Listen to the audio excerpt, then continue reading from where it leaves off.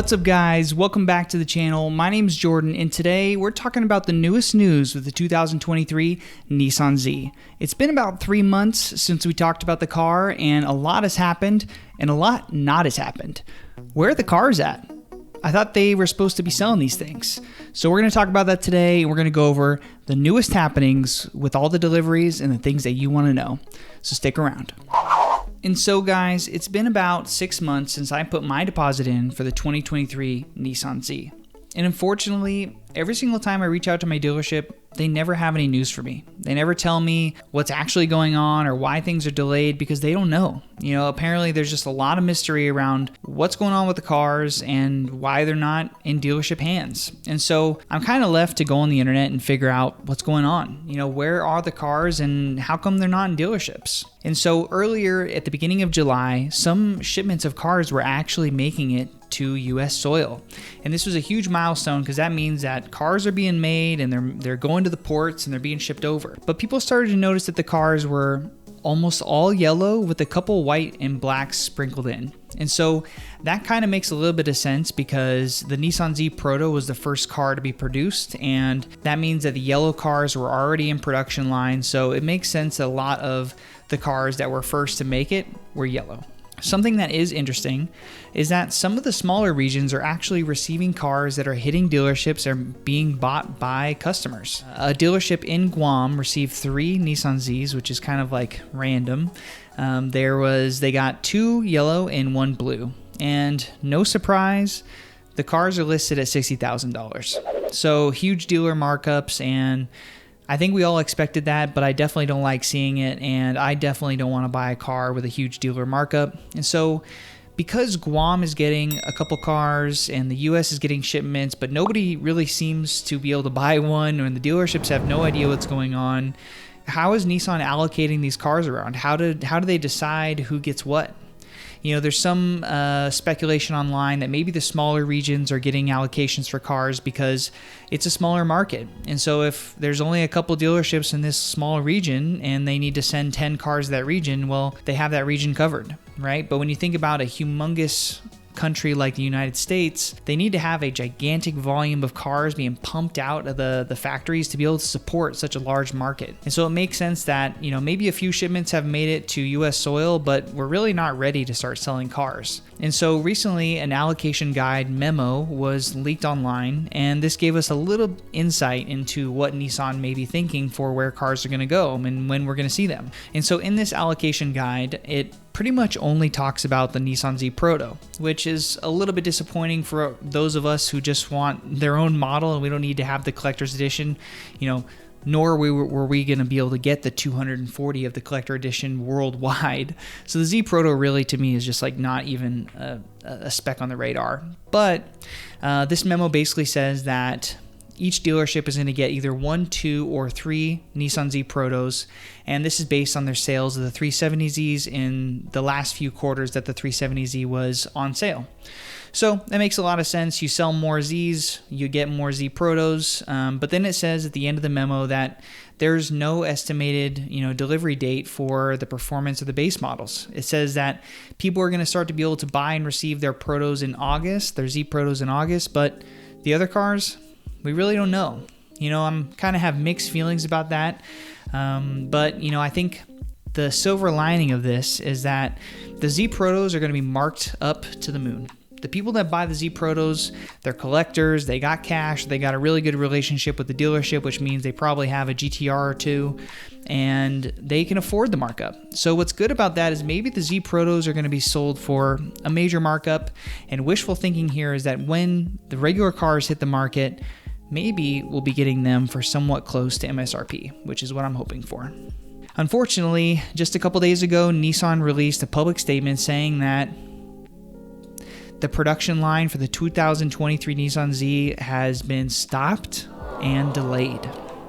That's a huge bummer because, we've already been waiting for the cars for 6, 7, 8 months, and we're several months behind the official, launch date that Nissan announced themselves. So what's going on? And Nissan blames all of this on microconductor shortages, labor shortages because there's a virus going around, and unstable global conditions.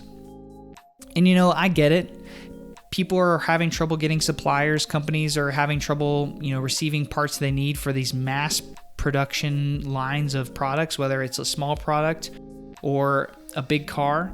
But then there's companies like Tesla who are selling over 500,000 cars in the same time frame.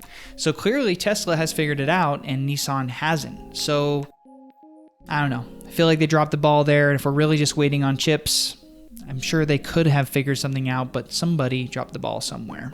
Some good news on the horizon, though, is that a new order guide was leaked. You know, several months ago, we talked about an order guide in one of my previous videos.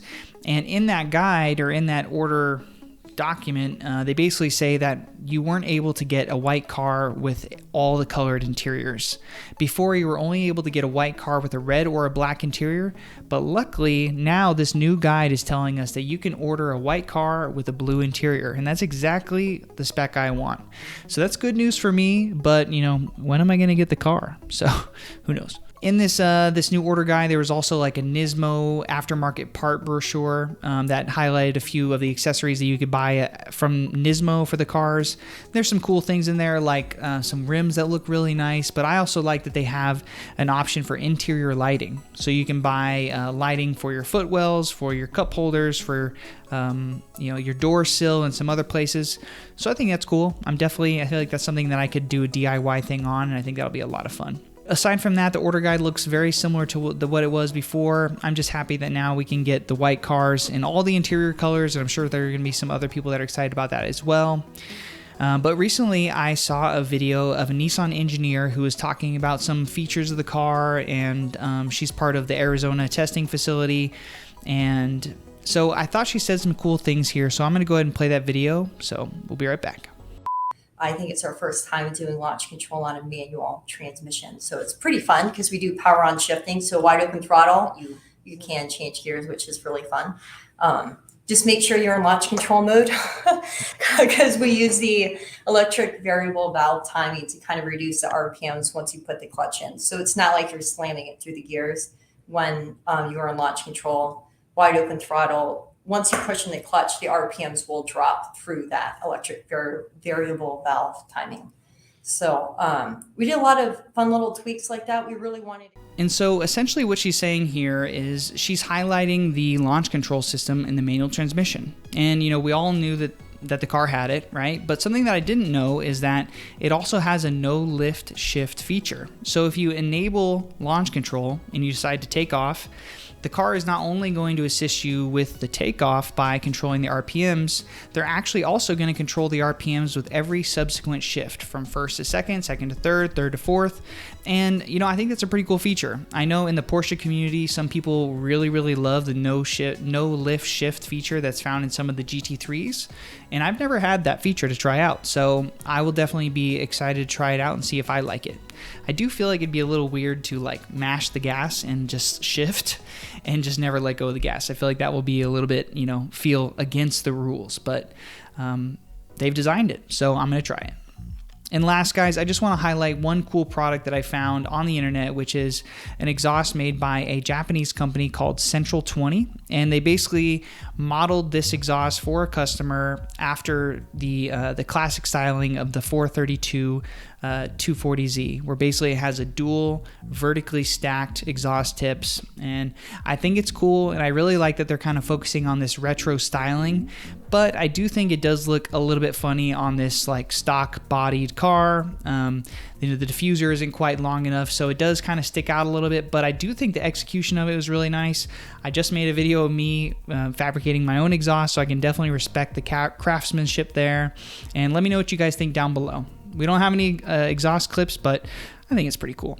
There's been a lot going on, and also a lot has not been going on, and you know, I guess we're just patiently waiting for the cars to show up. And I hope you guys like this little rundown of what the status is with all of the deliveries going on and where the cars are at. Unfortunately, it's bad news, but it's all I got. So if you like this video and you learned something, go ahead and give me a thumbs up. If you've seen a couple of my videos and you want to see a couple more, go ahead and subscribe. I'd love to have you back, and thanks for watching.